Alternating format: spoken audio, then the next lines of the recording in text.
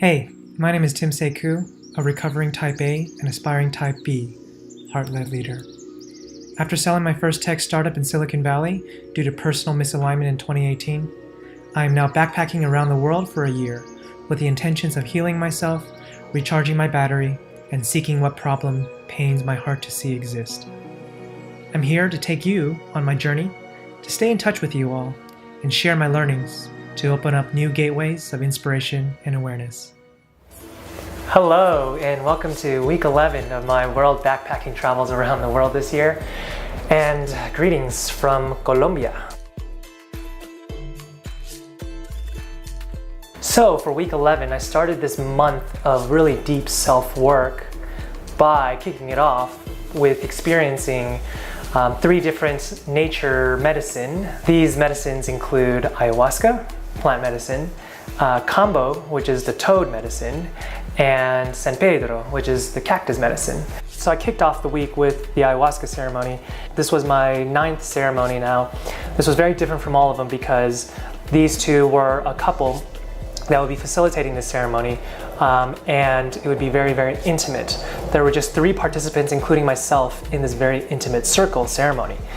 And the other unique thing was that this couple practices a lineage of the Shipibo tradition. The intention I had for that ceremony was to teach me how I can self-love to feel self-worth. Now, I had usually been taught or trained to think that a lot of self-worth comes from external means. And through this experience, the loud message and download that I received was to really speak my internal truth. Now, one may think, wow, isn't that super easy to just know and think? It's one thing to think about it or read about it or hear about it, but it's another thing to really experience something that screams and re-emphasizes that message over and over to you. And so throughout the ceremony, I had a lot of instances where I had flashbacks of times when I held back these truths that I really wanted to speak because of either self-doubt or feeling that it wasn't in my wheelhouse to even bring it up, or my business.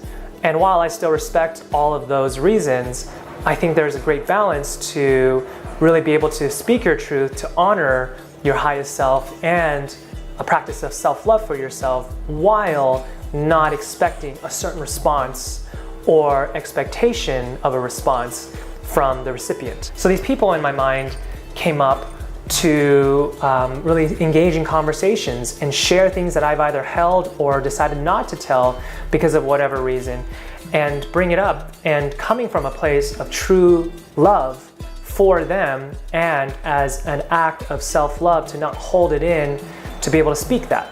Now, that was one side of it. The other side were things that I've held in within myself that were things that I wanted to request from people or my partner or from my loved ones that I felt like I couldn't, and thus, held that in and was not an act of self-love to speak that truth.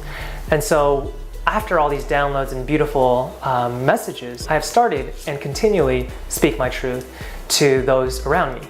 And some conversations have been very difficult and it's been challenging, but part of this adventure and healing process of self-love means to go through the hard work of integrating the messages back into real life, to continually raise my confidence and feel that self-love and self-worth by not holding things in, sharing them with the kindest love, and not expecting any sort of reaction or response from the recipients.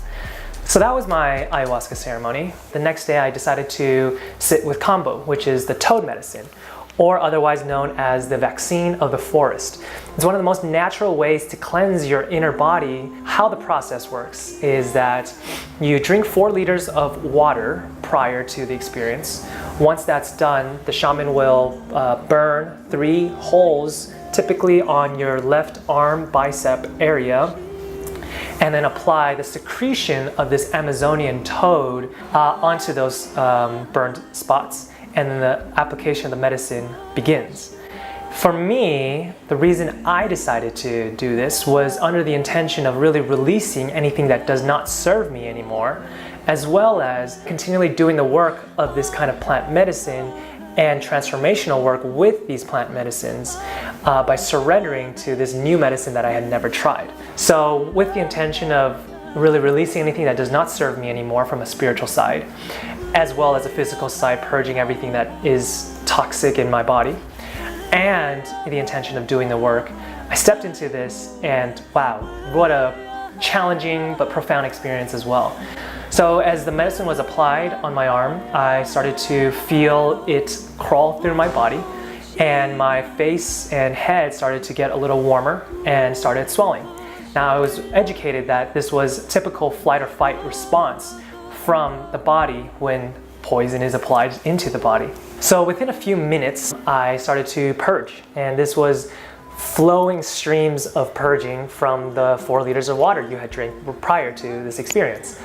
And within this experience, I remember feeling amazing when the purging was happening, but at the same time looking at it and realizing, wow, there's a lot of dirty toxics in the body that I'm purging out. It came out with some egg yolky color, not to go into too many gross details, but at the same time, there was a lot of pain. Pain from the body and the mind, and rather than reacting and freaking out, which would be a typical response, I decided to really just sit and breathe and remember the intention by repeating it over and over, which was to do the work and release what is not needed and does not serve me anymore from my body. And as I kept repeating this, I felt just strong confidence in continuing the experience. And within about 20-30 minutes, the experience finishes and you get to rest for a little bit. The last thing I'll say is that typically kambo is combined with ayahuasca ceremonies, either before or after. Before is good because you get to clean and cleanse the body to have the most purifying experience with your ayahuasca, or kambo is done after ayahuasca ceremony to cleanse out anything that is remaining after your ceremony with ayahuasca the next morning, which is what I did. And the last medicine I took one day after kambo and ayahuasca was called San Pedro. So San Pedro is a cactus with a mescaline compound, which is a psychoactive ingredient. And this medicine is typically done during the daytime, which is the contrast to ayahuasca, which is always done during the evening. The other difference is that it is attributed with a lot of masculine energy, while ayahuasca is attributed with a lot of feminine energy. So with this, I decided to go in with the intention of really reconnecting or connecting even stronger with my masculine energy. So my friend had a recommendation with a shaman in the beautiful land of Cusco, decided to taxi to these beautiful sacred sites and temples in these beautiful mountain land. So as my intention was to really connect deeper with my inner masculinity, what came up was profound. The first image and visualization was back when I was around 8 to 10 years old. And I remember this time when I was the leader of the neighborhood.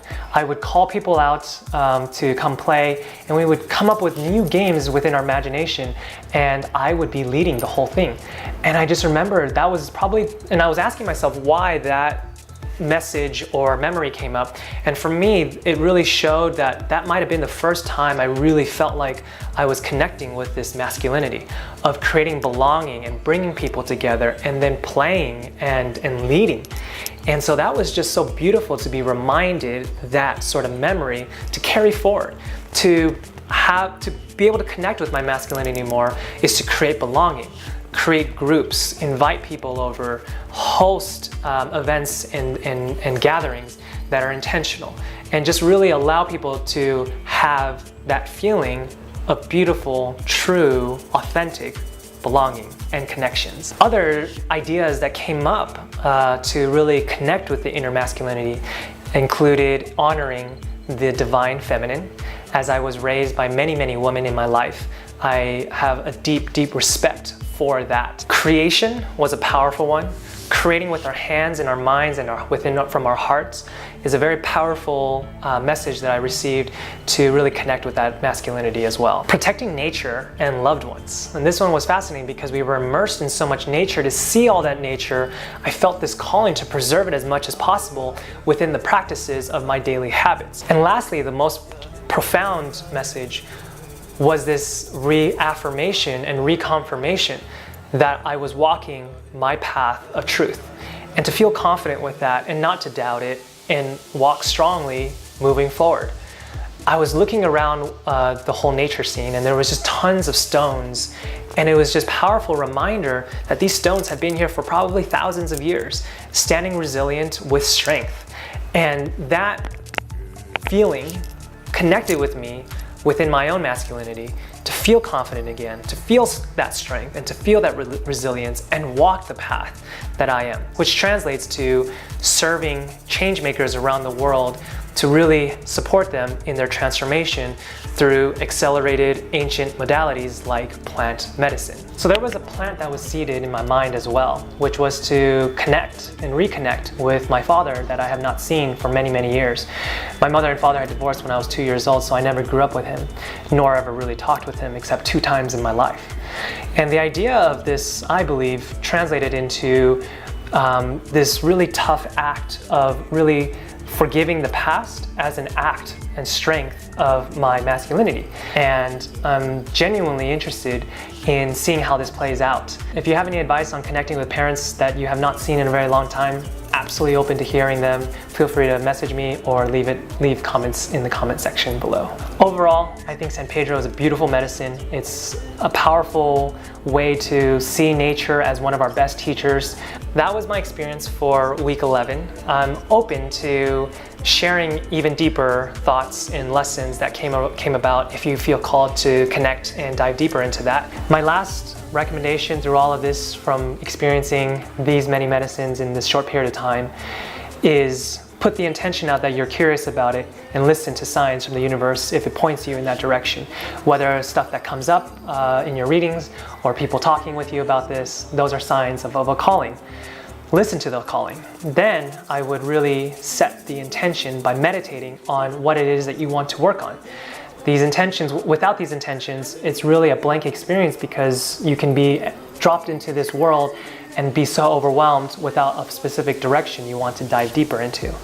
And lastly, talk to people. Do your research and feel comfortable with it all.